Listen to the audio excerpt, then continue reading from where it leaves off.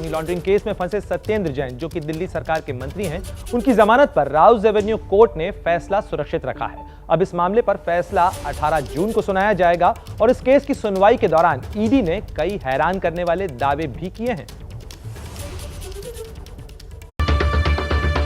दिल्ली की Rouse Avenue court में सत्येंद्र जैन की जमानत अर्जी पर सुनवाई पूरी हो गई है। जिरह के बाद अदालत ने फैसले को सुरक्षित रख लिया। 18 जून को इस पर फैसला सुनाया जाएगा, यानी तब तक सत्येंद्र जैन जेल में रहेंगे। और इस करके हम कह रहे हैं कि जहाँ तक बेल की बात है, हमें बेल मिलनी चाहिए, क्योंकि हमने कोऑपरेट किया है। पिछले सन 2017 और 18 में आपने ये दोनों मुकदमे बनाए थे। 18 से आज 22 हो गई है। 9 दिन की रिमांड आप ले गए, उन 9 दिन की रिमांड में भी कुछ नहीं निकाल पाए आप।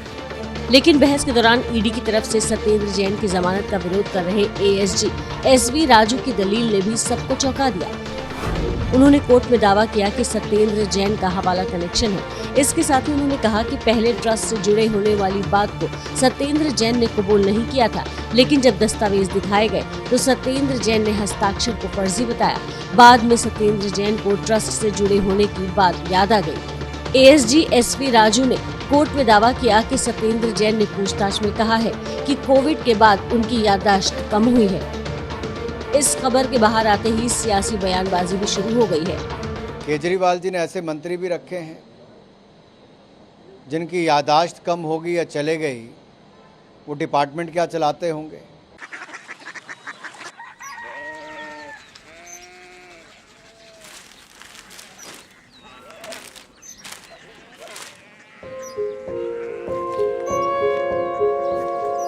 बाबा बाबा कोरिया सिटी जानी ना।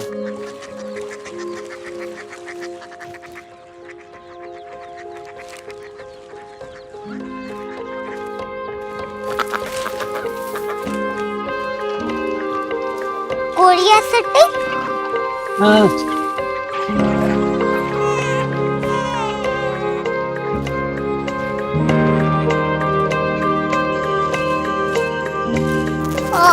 कोरिया सिटी कहाँ पे है?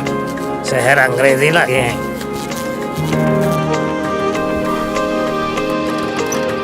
Korea city.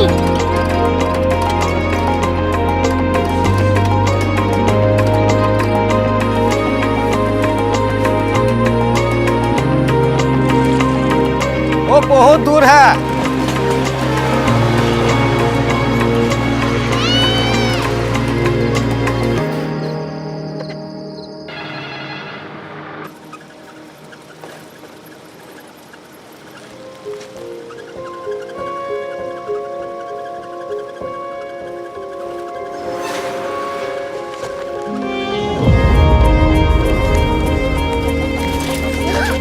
Korea city.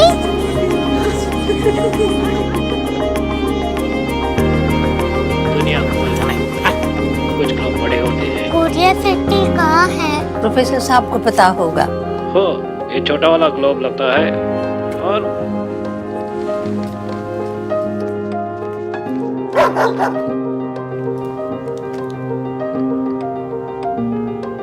पता नहीं, मेरी बेटी से जाके मिल लो, शायद उसे मालूम हो।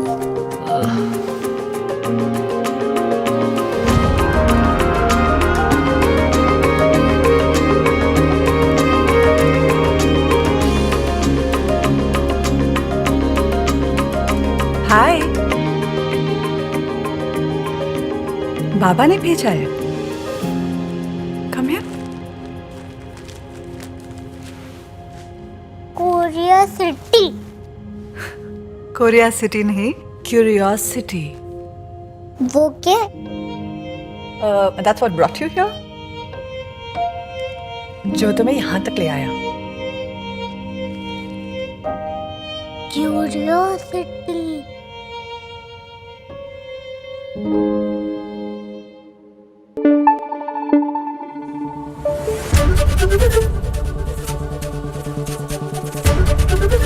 एबीपी न्यूज आपको रखे आगे।